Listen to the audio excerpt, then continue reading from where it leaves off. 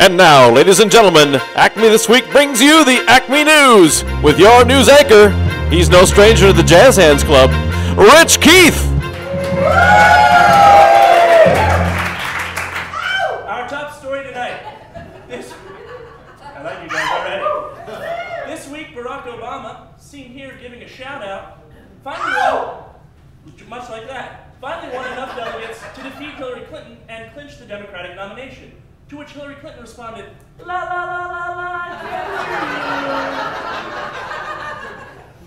hear you. In part of his first speech as the presumptive Democratic nominee, Barack Obama accused John McCain of being just like George Bush. To which McCain responded, that's ridiculous. I am much, much older. He then ate a Fig Newton and fell asleep watching the CBS Friday Night Live. Oh! Jag is the new Matlock, people. Yeah. It's the show that just wouldn't die. Here to discuss Hillary's loss of the Democratic nomination, our political correspondent and Hillary supporter, Jen Parker. Jen?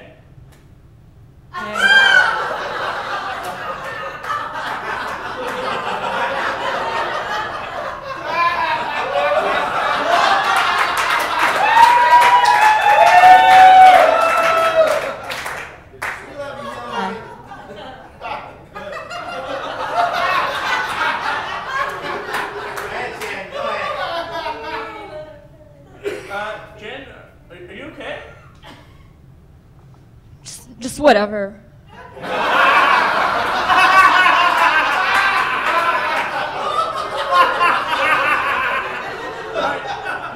Jen, you've been a frontrunner in the Hillary campaign. What do you plan to do now that Obama has secured the nomination?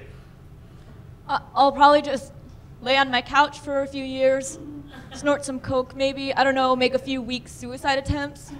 Woo! God, I hate my life. Okay. I mean, what's the point of anything, you know? Jen, why don't you tell us, did you anticipate Barack Obama, that he might add Hillary Clinton to his ticket as the vice presidential candidate? You know, it's like, how can I really anticipate anything, you know? I mean, oh, the future.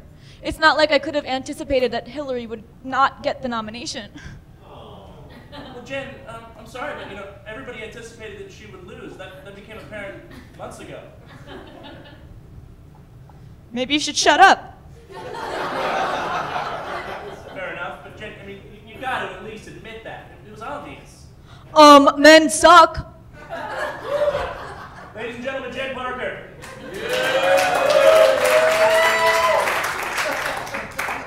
In other political news, after brain surgery this week, Ted Kennedy told doctors he, quote, felt like $1 million. Doctors were ecstatic until they realized that was in American dollars, making Mr. Kennedy a very, very sick man.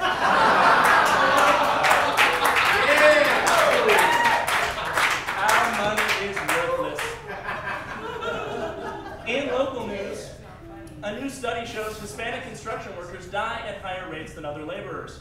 Said one researcher, many of the Hispanic workers in construction are undocumented, and many of them face a language barrier. And even more of them have really heavy shit dropped on them.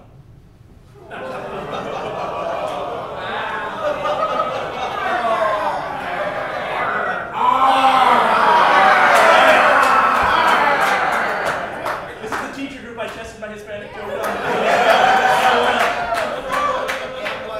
Alright. Gas prices continue to skyrocket, with some economists forecasting $6 or $7 a gallon in the next 18 months. I know. To tell us how this affects household economics is president of the San Fernando Valley chapter of the Totally Shredded Hummer Drivers Club, Chad Glanson.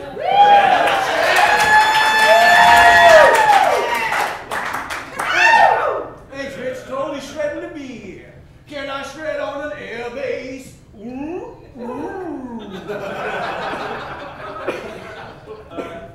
Chad, are you okay, buddy? Totally kick ass. Why not? I'm getting double digits, baby. 10 miles to the gallon. Oh, yeah. Can I shred on air? Oboe. They know where the whole air instruments thing came from. Journey.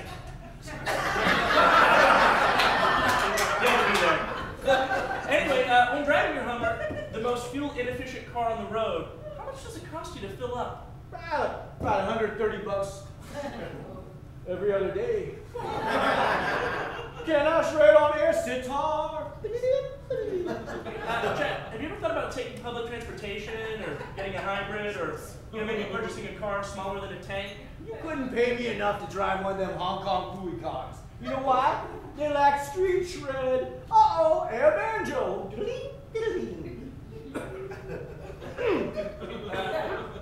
Chad, you really don't look so good, man. What? I'm so hungry.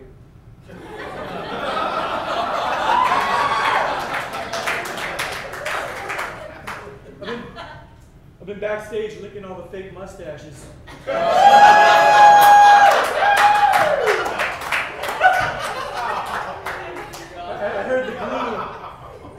heard the glue that they used to put them on is made out of horses. Delicious horses. Wow. So, guess you kind of regret having a Hummer now, don't you? I live in it. Of course you do. I poop in it too. That doesn't shred. Air kazoo. You know, Chad, the Red Cross is actually giving away free gas for blood. Uh-oh. As soon as my blood stops being clear, I'm gonna shred again. Air guitar. Chad Glanson, everybody.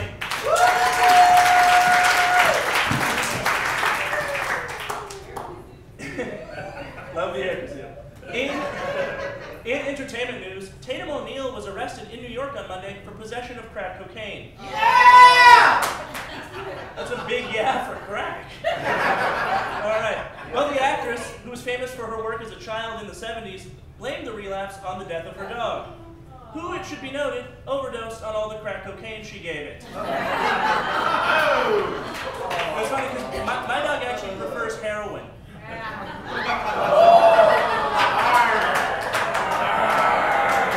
That's my real dog. I have a very masculine dog.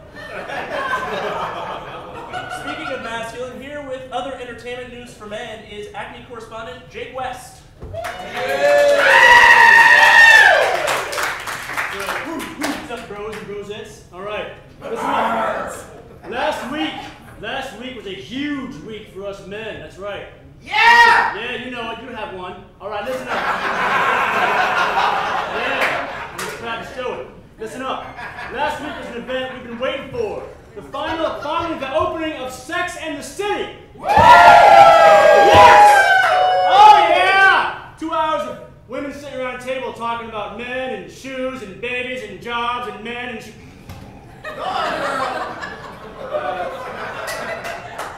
Jake? Big commit? Samantha, big whore. Samantha. She's gonna get herpes. Charlotte, fat, bald husband. Is it over? Is it over? Oh, God, please tell me it's over. It's never really gonna be over, is it, Jake? No! Jake West, everybody. In national news this week, airlines have begun considering charging passengers a fee based on their weight, which is good news for Keira Knightley, who can finally fly for free. But also bad news for Vincent D'Onofrio. Seriously, what is going on with him? Before, sandwiches, after, get a TV show, stop going to the gym. I make fun because I don't have a TV show. All right, and finally, the inventor of the Pringles can, Frederick J. Bauer, died this week. What he initially thought was fever for the flavor of Pringles was instead, unfortunately, spinal meningitis. The two apparently feel surprisingly similar. Thank you very much. I love spinal meningitis jokes. Bauer had his family bury his ashes, and this is true, in one of his famous Pringles containers.